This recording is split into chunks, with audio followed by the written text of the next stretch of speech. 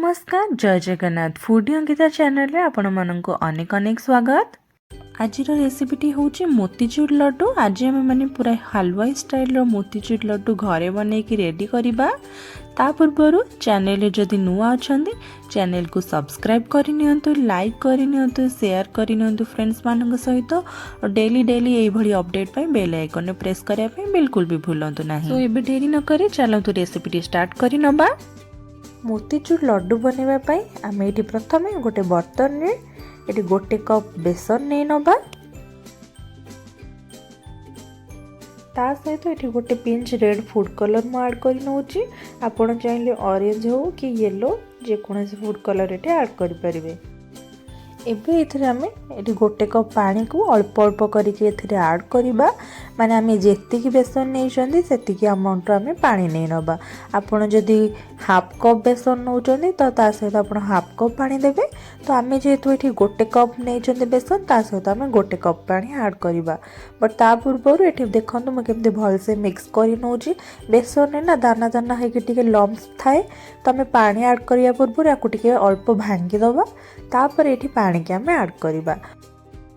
पानी को आमे सबुतक एका बेले ऐड करबानी, एई भली अल्प अल्प करके आमे यार गोटे रनी बैटर बनै नबा।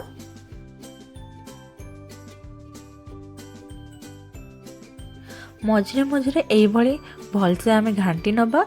जदि गोटा गोटा रही जीव ना एमती दाना तो ताहले सेटा जेतबेले आमे बूंदी तार बनैबा ना तो परफेक्ट बूंदी बनबनी। से आमे अल्प अल्प करके तार सबू दाना को ये भांगी नबा।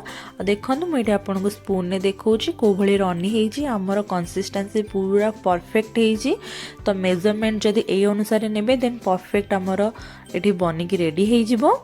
तो ये चलतु बैटर पोर करने ये पॉलीथिन रेडी कर नबा।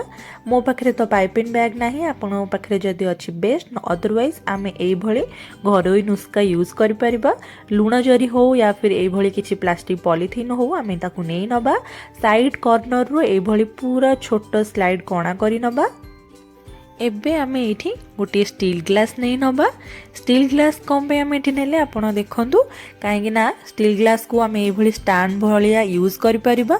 आ आमे जो जरी को काटिकी रखिचंदी ताकू आ भितर एमती भर्ती करि नबा ताकि हमकु जो बैटर आमे जेतले पोर करिबा से तळे पड़िबोनी। जहाँ भी हमर बैटर ग्लास रे रहिबो आ हमकु सुविधा हबो एक्चुअली बैटर टाकू पोर करिबा पई। एठी आमे बैटर को बहुत इजीली स्टोर करी नेले पॉलीथिन रे। एबे चलंतु आको ए भली गोटे रबर सहायता आमे सिक्योर करी नबा, बांधी नबा ताकि आमे जेतले बूंदी बनेबा तो हमको इजी होबो, बाहरु फ्लो होबनी। सो एबे चलंतु बूंदी बनेबा स्टार्ट करी नबा। तेल एठी हमर ऑलरेडी ताती सारलानी। ए भली अल्प अल्प ड्रॉप्स आमे ऐड करके एठी बूंदी बनै नबा। एठी देखंतु केते आराम से ड्रॉप्स गुड़ाक बाहरी आसुची। जदि आमर रनी है नथिबो देन प्रॉब्लमटा आमर एठी बूंदी बनैबार बहुत प्रॉब्लम हे जिवो। तो आपण सब बेले मन रखिबे क्वांटिटी सेम रखिबे बेसन रो पानी रो, देन किछि भी प्रॉब्लम होबनी। एकदम रनी बैटर होबो आ बहुत इजी होबो हमकु बूंदी बनैबा पई। सो ये आमर फास्ट बैच बूंदी एकदम रेडी हो जाइए। बहुत इजिली और कम टाइम रे आम यहाँ बनई नेले। बहुत जन को मुझे देखी इंटरनेट रे पकुड़ी बनई ताको ग्राइंडिंग करके बनाऊँ। बिल्कुल भी से भली मेथड आप अप्लाई करेंगे कहीं आम पूरा हलवाई स्टाइल रो बूंदी घरे बनई पारिबा एकदम इजिली ये ट्रिक्स एंड टिप्स रे। तो चलतु आपको आम ये छाणी नबा। देन आम सेकेंड बैच पकेबा। ये आमर सबुतक बूंदी को आम ये छाणी नबा। सो ये आमर बूंदी रेडी हो जाइए। केते क्रिस्पी बनी आप साउंड को जानी पारुथिबे। एकदम दानेदार बूंदी बनिकी रेडी हो गला। आपण भी यही टिप्स एंड ट्रिप्स यूज करंतु, आपणकर बूंदी भी यही क्रिस्पी और दानेदार हबो। चलंतु डेरी न करी आमे सेपटे सीरा प्रिपेयर करि नबा।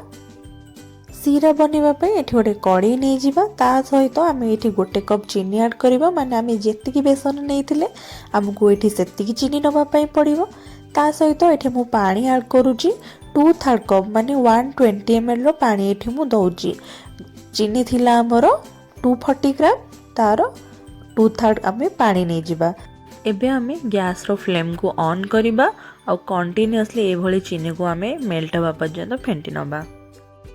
आमको आपको एकदम गाढ़ा सीधा बनइबार बिल्कुल भी नहीं। बास गोटे तार आसुथुव जेमती से भली बनइबा, नहले हमर जस्ट चीनी मेल्ट हबार अछि। अदरवाइज आमको बिल्कुल भी गाढ़ा सीधा बनइबार एठी नाही। जदि पारुछंती ना एठी गोटे चामच लेंबू रस निश्चित भाव में ऐड करेंगे। आम लड्डू जो बनाऊँ सेटा क्रिस्टलाइज न हो, जदि आम एटा स्टोर करके अधिक दिन रखापी चाहूँगी तो आम ये लेंबू रस आम ऐड करनवा, तो आमर लड्डू एकदम स्मूथ बन, क्रिस्टलाइज बिल्कुल भी हेनी।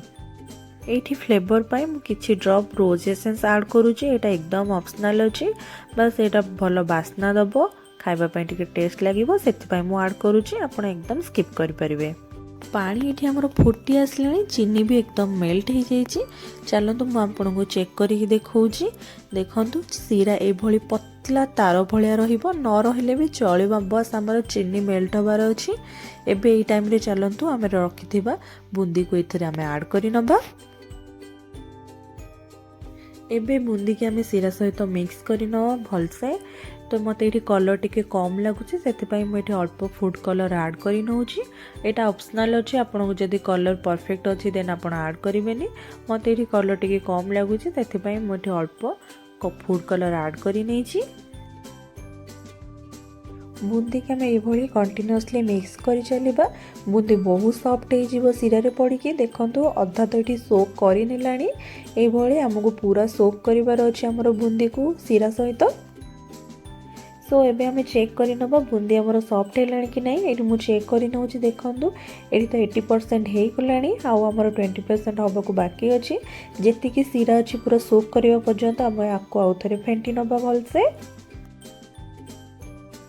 सो ये देखिपे बूंदी आमर ऑलमोस्ट सोक हो गलानी सीरा सहित। एबे आमे ये ऐड करी नबा किछिटा मेलन सीड, आमे जहां को चारमगज कहउचंती ताकू आमे ये ऐड करी नबा। बिल्कुल भी फ्राई करिवेनी किछि नाही, एमती नॉर्मल कंचा चारमगज ही आमे ये ऐड करिबा। भलो टेस्ट दबो, आखि भी बहुत भल देखा जिवटा। एबे आमे ये सब को भल से मिक्स करी नबा। देखि पारुथिबे अल्प अल्प एठी सीरा भी अच्छी, तो आमे याकू सबु तक सीरा मरिबा पर्यंत एभले मिक्स करिबा। सो ये बूंदी आमर एकदम रेडी हो गलानी।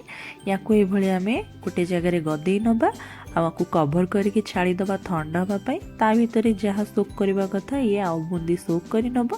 आज इट इज आपण आपको पूरी सहित कि रुटी सहित सर्व करें। बट आमको ये लड्डू बनइबार अच्छी, से आम ठंडा कर नबा, तापर आम लड्डू शेप्रे बनइबा। सो ये आमर सेटअप एकदम रेडी लड्डू बनइबा। बूंदी भी आमर एकदम कूल हो जाइए।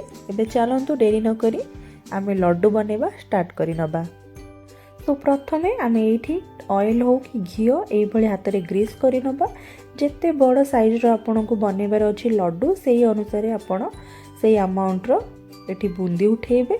एई भली गोल गोल करी शेप करिकि आमे आको लड्डू शेप देई नबा। एठी हमर लड्डू हे गला रेडी। एई भली चलतु आम सबुतक बूंदी को लेकिन लड्डू बन रेडी कर नबा। सो फाइनाली ये आमर रेडी हो गला मोतीचूर लड्डू। देखिले तो सांग माने घरे आमे केते कम टाइम रे पूरा हलवाई स्टाइल रो मोतीचूर लड्डू बन के रेडी करनेले।